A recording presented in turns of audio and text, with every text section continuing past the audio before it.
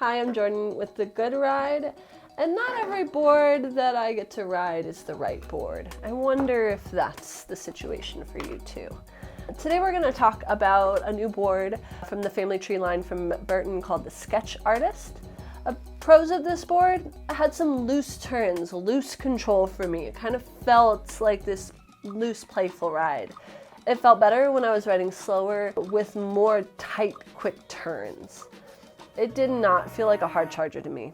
If speed is the mission, maybe check out the counterbalance instead. The Sketch Artist was ridden multiple days within the Pacific Northwest with early to late spring conditions consisting of setup packed snow, ice, corn snow, to even some deep slush.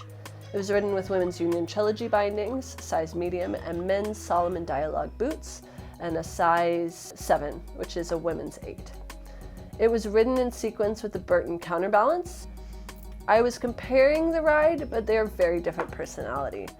The closest board that I could compare would probably be the Alakazam from Burton. Here at The Good Ride, we get all of our boards from the distributors, but we are not paid to review these. These are honest, subjective reviews from normal, average people. This is all made possible by our sponsors, thanks to Blower out of Big Bear. Blower has been around selling snowboards almost as long as I've been on this planet. So I really appreciate any company that is going to be core, true to the bone when it comes to snowboarding. They have been supporting snowboarders longer than most resorts have been supporting snowboarders, so they are a great fit for us. So please go out there, support them. They have a wonderful online shop and in-store brick and mortar shop. I was given the 147. This is actually the smallest available size in the lineup and has a significant waist width of a 24.6.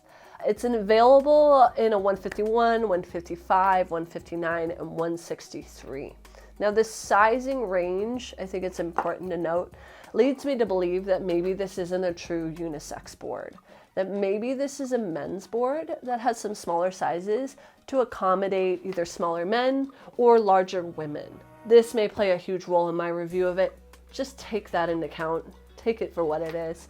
147 is well within my size range, but this board felt like a lot of board for someone that typically rides 152, 153. The Sketch Artist features a directional free ride, kind of freestyle shape.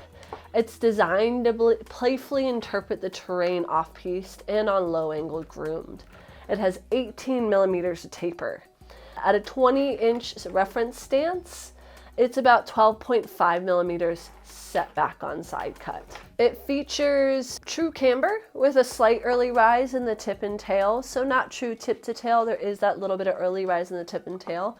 Immediately, this board did not feel super stable. I could actually feel the camber pulling when loading and unloading the lift and when traversing flat terrain. It almost had a little bit of a catchy feeling to me.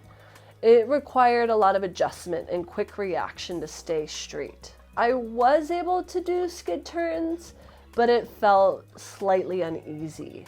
Due to that camber profile and its active participation in the feel of this board, I recommend this board for advanced to expert riders who are comfortable in almost full camber boards. I found that the edge hold was highly dependent on the conditions. The board had controlled edge hold on perfect groom conditions, but on tracked out or icy hard snow, it quickly lost that edge control. Because I don't have the board right in front of me, let's talk about the flex. Interestingly, the board didn't feel stiff when riding, but once it was off snow, I was able to flex it and I realized that it required a lot of effort.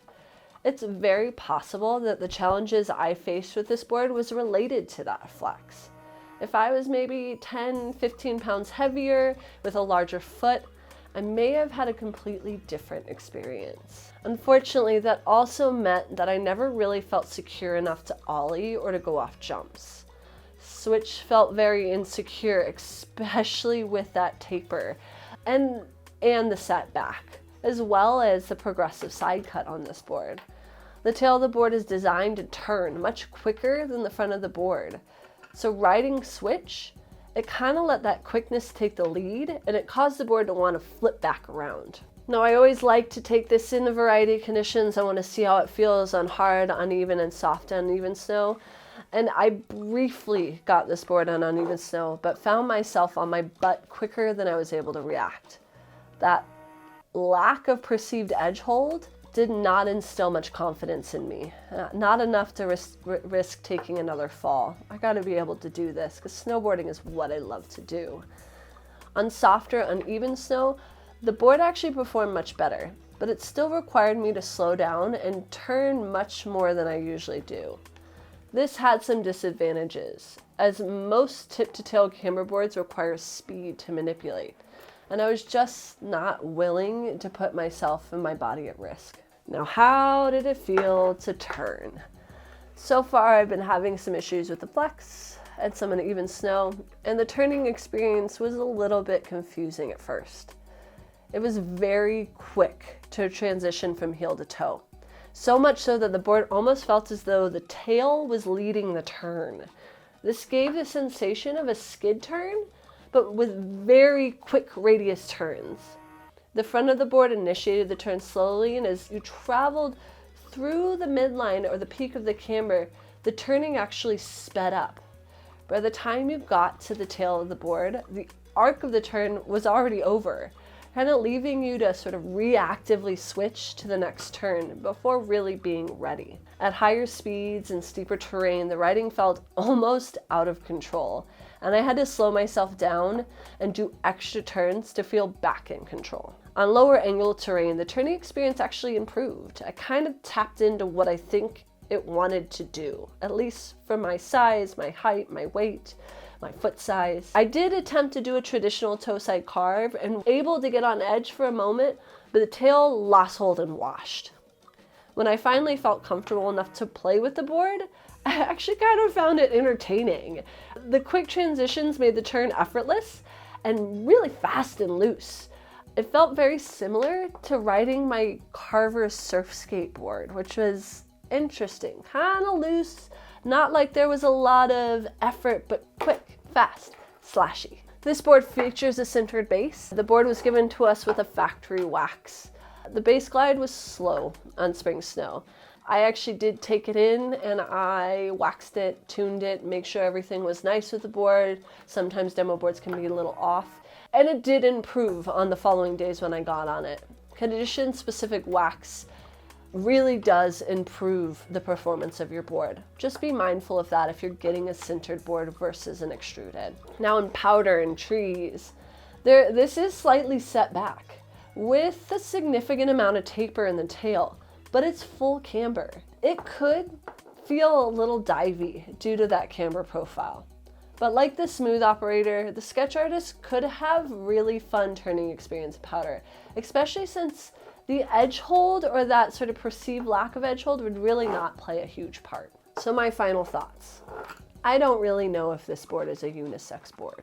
I think that this board was designed for a bigger rider, somebody with more weight.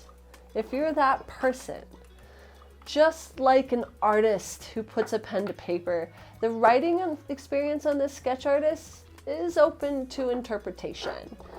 The loose and quick turning made for a really interesting on-snow feel that can go from reactive to out of control and back, leaving the rider kind of pleasantly surprised.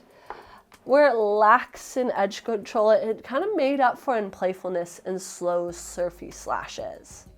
The board shined when I was willing to relinquish control and slow down to let the board just flow through changing terrain of the mountain. The rider that this board would really talk to is someone who finds themselves more interested in leaving their scribble down the run than straight lining to the finish line. Not really something that's my style, but I get it, and maybe it'll work for you. Please support us by clicking the likes, commenting, and if you need advice, follow the link. I am happy to help in any way I possibly can.